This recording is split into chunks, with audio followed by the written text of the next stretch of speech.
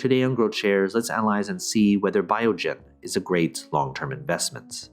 The company analysis is divided into three broad factors: the business, the stock, and the price. Furthermore, these three factors are subdivided into 14 metrics that give us the complete picture of the company. Each factor and each metric are given different weight, together adding up to 100% of the overall analysis. Each factor and each metric are then given a grade from 1 to 100, with 1 being a failed investment, 50 being average, and 100 being extraordinary. When everything is put together, a final grade will be given, also from 1 to 100. Most companies that I'll analyze in this channel will hover around a grade of 50. Companies with a final grade of 81 or higher will be included in my Great Investments playlist. Let's first look at the company as a business. The business is the most important part of this analysis. That's why 45% of this analysis is attributed to the business. As Warren Buffett once said, it's far better to buy a wonderful company at a fair price than a fair company at a wonderful price. If you're looking at this company as a long-term perspective investment, this section should be the most important part of your analysis. A stock cannot grow and prosper without having a rock-solid foundation.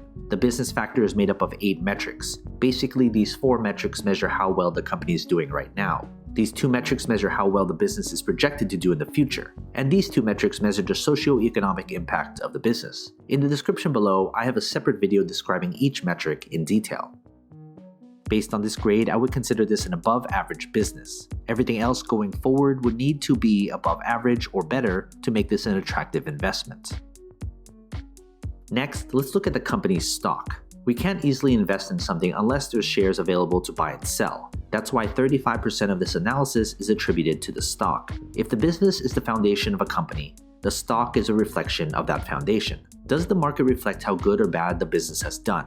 And how does the market think the company will do going forward? That's what the stock tells us. What matters most is return on investment. There should be some correlation between the business and its stock. The stock factor is made up of 5 metrics. Basically, these 3 metrics measure how well the company's stock has done, and these 2 metrics measure how traders and investors perceive the company as an investment. In the description below, I have a separate video describing each metric in detail.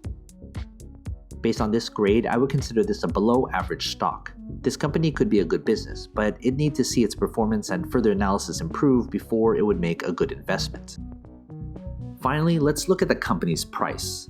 Price is what most investors look at when deciding whether to invest in a company or not, but price per share shouldn't be the most important consideration. That's why 20% of this analysis is attributed to the company's intrinsic value. There is a reason why a company's stock is undervalued or overvalued. An undervalued stock may be undervalued because it's simply a terrible business. And the other side is true as well.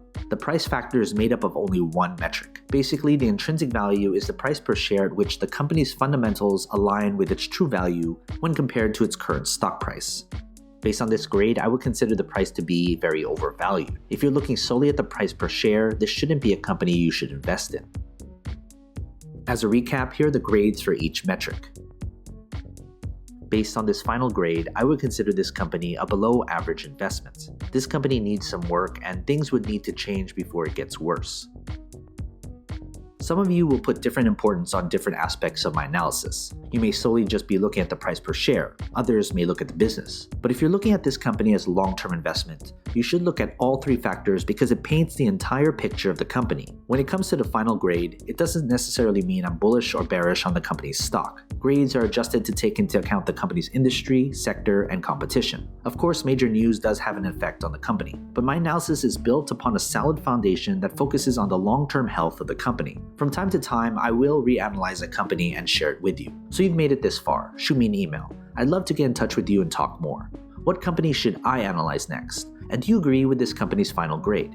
If you want me to analyze more companies, hit that like button, subscribe to my channel, and share this video with other investors. And as always, take care of your money.